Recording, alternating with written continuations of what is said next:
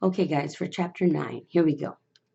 So, as we're talking about, we recruited, we selected, we placed them.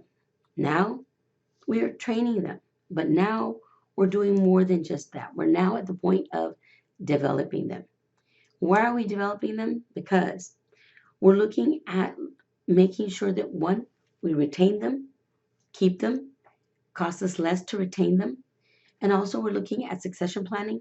We're looking at making sure that these are the individuals that we want to keep in our in the positions that they're in, possibly moving up as well.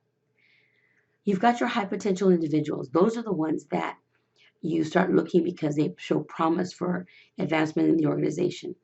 They do well. They're motivated. They're self-motivated. They're real good at critical thinking, problem solving. Um, they're good examples for everybody else to follow. And they're looking at being leadership potential as well. You do want to discuss their future with them. Ask them, hey, what do you want to be when you grow up? Okay. Even though they've got a job. Not a bad question to ask. Offer then profile assignments. Like, I want you to work in this area for a little bit. See how they like it. See if it's something that they want to do. And they're going to be working with other senior level excuse me, employees, which provides them the opportunity to know whether or not that's what they want to do and if they're a good fit as well. And again, you're looking at wanting to make sure that you're going to have somebody there because people are always going to either retire, transfer, be promoted, or turnover. They're going to leave and or be fired. So again, because of that, we need to make sure that we um, continue to look at those people that we're training and getting in to see who would be good and who would be good to mentor in these other areas for these other positions as well. When we're looking at this again, we're looking at what are the competencies? What do they need to have? What jobs will be critical? What what are they doing now that will help them outside from what their jobs are doing that they're doing? What else do you see in them that they could possibly potentially be doing? Um, and again, does the employee have important competencies? Can we train? Can we develop those leadership skills? Yeah, there's a huge debate on nurture or whether they were nurtured as a leader or that was a natural thing. There's good arguments from both sides, okay, shall I say. And then, of course, we're looking at, again, what kind of measurements we're going to be looking at aside from their performance evaluations that we're going to talk about soon. What are they doing? How are they doing this? Are they doing well? What do we need to do to make sure that they're going to be a good fit? So your author talks about a 9-box talent grid where you're looking at a low performer versus a future star. Okay, low performer could be a low performer but having high potential because maybe he needs to be challenged is what we consider a diamond in the rough, okay, or a rough diamond. So what do we do to make him to transition him into a future star? How do we take a key player and make him into a future star?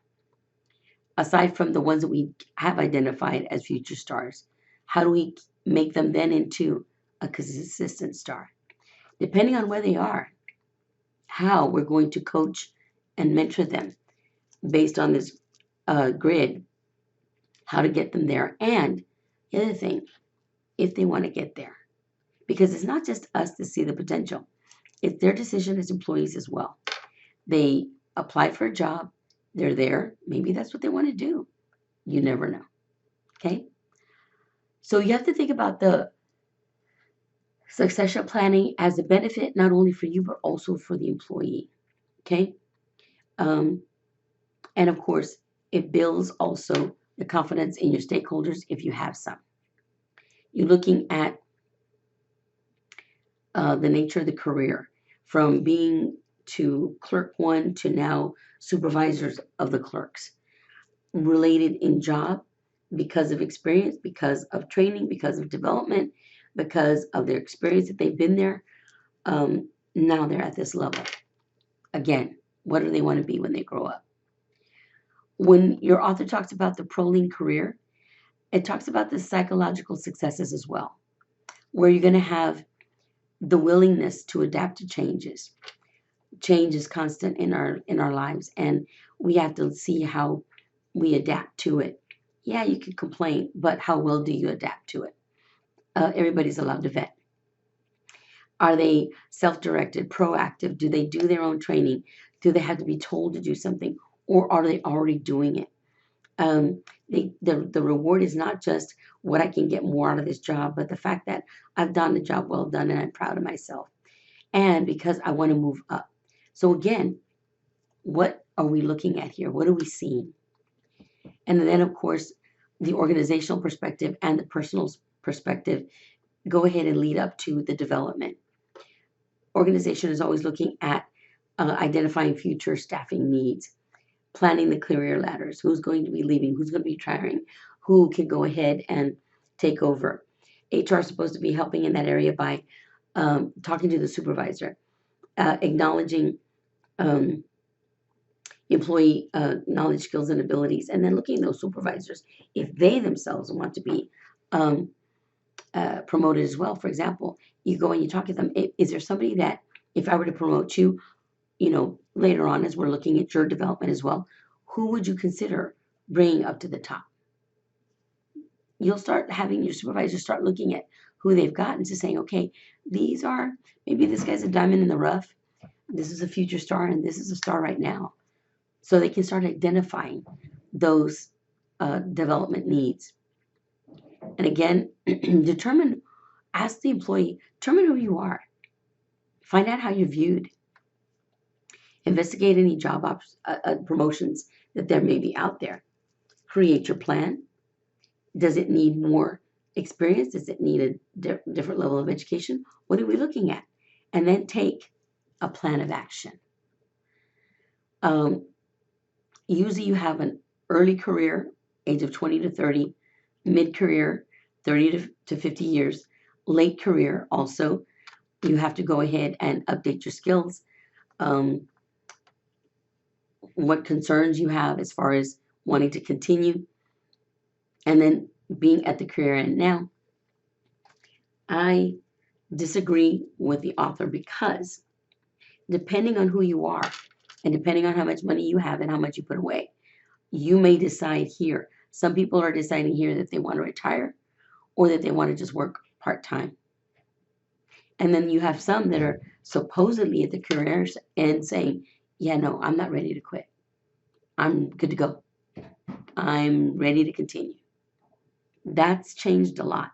And this area of general career periods is going to continue to change always, especially in the near future because of technological advances. Remember that development versus training, you learn behaviors and capabilities. Development, you're going to understand concepts. Training is short term, development is long term. You're looking at the availability of talent from promoting within, and you're looking more at training for performance reviews, what we need to do there, how we need to make sure that people are getting better at what they do. You can coach, you can do job rotation, you can go through development centers, you can go to corporate universities, you can go to outside seminars, you can go to educational seminars, you can go to get a new degree, all kinds of things. Then, of course, you have to look at leadership development, if that's the area that you want to have this person go into, especially if you're looking for a replacement in the supervisor. Who are they going to model? Who are they going to job shadow? How are they going to know about mentoring and managing mentoring instead of being the one being mentored?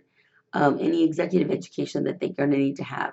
And, of course, developing their coaching skills as well. So we're looking at this again. You have a less experienced manager. You look at the initiation, making sure that they are going to realize that the less experienced manager is coachable, that you're going to provide more of the work for them, And of course, you're going to continue to be a supporter. When we're looking at all of these relationships, as far as being able to mentor people up because of the talent that they have, remember that the talent is the key. What are they good at? What do they have a potential and the ability of being uh, based on that talent? Okay? And again, should you need anything, please don't hesitate to contact me. I'll see you on the flip side.